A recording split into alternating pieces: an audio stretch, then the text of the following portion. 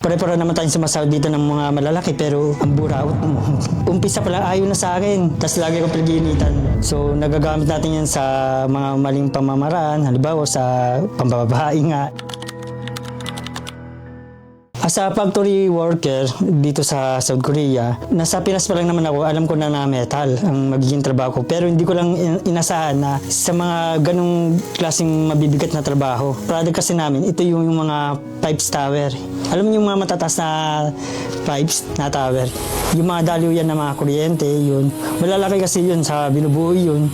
Nagkaka-jorip kami, nag-assemble, tapos nag-grind kami, welding, bending ng mga bakal.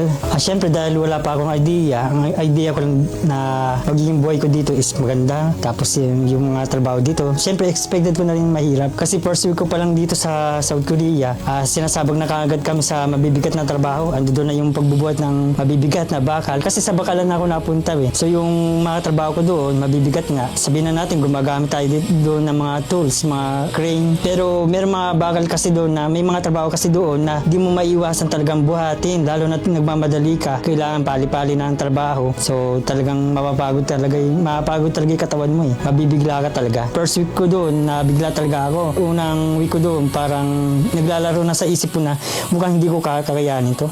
Hindi ko kakayanin ng trabaho dito kasi sobrang bigat eh ng trabaho. Kasi namamali tayo ng paggamit ng pera eh, sa totoo lang. Kasi lalo na kapag nasa isip mo, malaki naman sa sahurin ko eh. So nagagamit natin yan sa mga maling pamamaraan, halimbawa sa pambababae nga. Kailangan dapat talaga pinag-aaralan muna natin yung paggamit ng pera. Kasi kung hindi, talagang mapapabayaan natin yung pag-ubos na natin ng ng paggastos ng pera eh. Mga ugali ng Koreano, depende rin yan eh, kapag tayo mga Pilipino. Pero sa akin, sa karanasan ko kasi talaga, may iba't ibang ugaling mga Koreano akong naranasan. So may mga pinag-iinitan ako, may mga ayaw sa akin, may mga Koreano naman na jolly. Lingit din sa ating kalaman, yung mga Koreano kasi, may mga favoritism kasi mga yan. Yung mga pinapanigan, halimbawa may favorite na Pilipino. Sa mahilig sila magkumpara. Halimbawa ikaw, ganito ka, tapos ikukumpara ka niya sa paborito niyang Pilipino. Ganun sila eh. Ganun sila magalimbawa. Tapos kapag ayaw nila sa iyo, ayaw talaga. Sa akin naman, sa naranasan ko sa Koreano, meron akong podyang na umpisa pa lang ayaw na sa akin. Tapos lagi akong pinag-iinitan. Pero ako, katigasan loob ko sa ng ulo ko, hindi ako na-stress. Halip na ako ang ma-stress sa kanya, siya yung na-stress sa akin. Kasi nagtatrabaho kami, pinapagalitan ako. Habang nagtatrabaho, pinapagalitan ako. Isa lang, titingnan ko lang siyang ganyan, tapos di ko na siya papansinin. Bahala siya kung ano gusto niya sabihin. Since hindi ko rin naman naiintindihan, kahit na alam ko galit na galit siya. Tuloy-tuloy pa rin ako sa pag-grind pa rin ako ng grind eh. Hindi ko siya pinapansin. Hanggang sa, alam mo yung dumating yung araw na siya din yung bumait sa akin.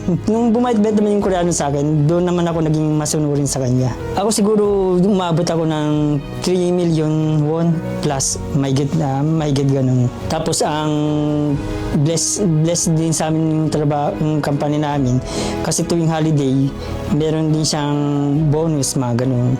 Siguro sabihin na natin yung naranasan kong bonus, pinakamababa siguro sa akin is 300, pero isang beses lang yun. Tapos nakaka-bonus din ako ng 500, 700, 1 million, 2 million. 2 million kapag matatapos na yung taon. Parang tinatawag na 30 month, pero bonus lang talaga siya. Sa ngayon, nag-iipon pa ako unti-unti na para na ako ng pundar. Kasi mga naipupundar ko pala yung mga gadget pala, mga ganung bagay lang. Pero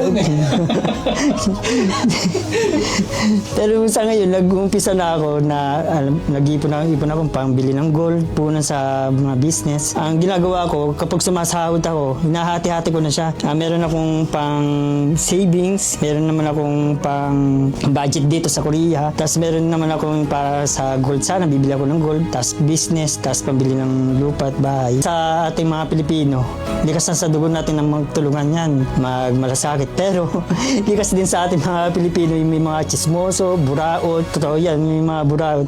Alam mo yung kahit na andito ka na sa Korea, dala-dala pa rin nila yung pagiging toxic nila sa Pinas. Pare-pare naman tayong sumasahod dito ng mga malalaki, pero ang buraot mo. Tapos di ka marunong magbayad ng utang. Minsan kapag halimbawa kakain ka sa labas, tapos syempre may isa mo nang magbabayad. Tapos ang pangit sa mga kasama natin Pilipino, mga hindi na marunong magbayad, nagiging utang na, tapos di pa binibigay kagad yung pinaluwal mo. So yun, karamihan sa mga Pinoy dito, may mga ganyang ugali dito. Yari ka sa mga katrabaho mo. Ay, totoo yun. Sana nga marapanood nila yung video. Ay, ano ang may papayo sa mga Pilipinong gusto makapag-Korea? Sa akin, para sa akin, aralan nyo muna yung papasukin nyo. Hindi yung puro magaganda yung pinapanood nyo. Dapat alam nyo rin yung mga kakahinatnan nyo. Kasi maraming EPS dito na napunta na. Pagdating dito, nagpaparelease na. Ayaw na sa trabaho, dami ng reklamo, daming demand. Ikinukumpara yung kumpanya niya sa kumpanya nito. Okay lang naman yun. Kaya nga lang, sana dapat umpisa pa lang bago ka nagpunta dito is naging aware ka na hindi puro magaganda yung mangyayari sa buhay mo dito.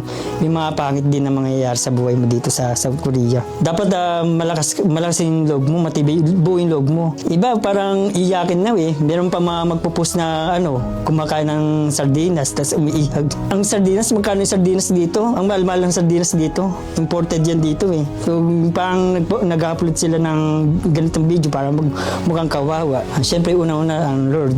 Gusto ko siyang pasalamatan. Kasi nung napunta ako dito sa South Korea, parang kine-question ko pa siya bakit dito niya ako dinala sa company nito. Hindi ko naman skill to, hindi ko naman kaya itong gawin. Pero nung naka-2 taon na ako dito, lumilipas yung mga panahon, saka ko nauunawaan na dapat pala hindi ko binibis sa sarili kong kakayanan. Kasi dapat pala binibis ko pala dapat sa Lord na kasama ko naman ng Diyos Makakaya ko yung lahat ng tulad nitong trabaho nito. Umabot ako ng 2 taon. Nakakaya ko. Hindi dahil sa sarili kong kakayanan, kundi may Diyos kasi andyan siya kasama ko siya. Kaya ako nakakaya yung mga ito. Anong mensahe mo sa family mo? Wala. Sana wag po kayong hingi ng hingi. And then, abot naman sa sa tanong kung nakaipon ka.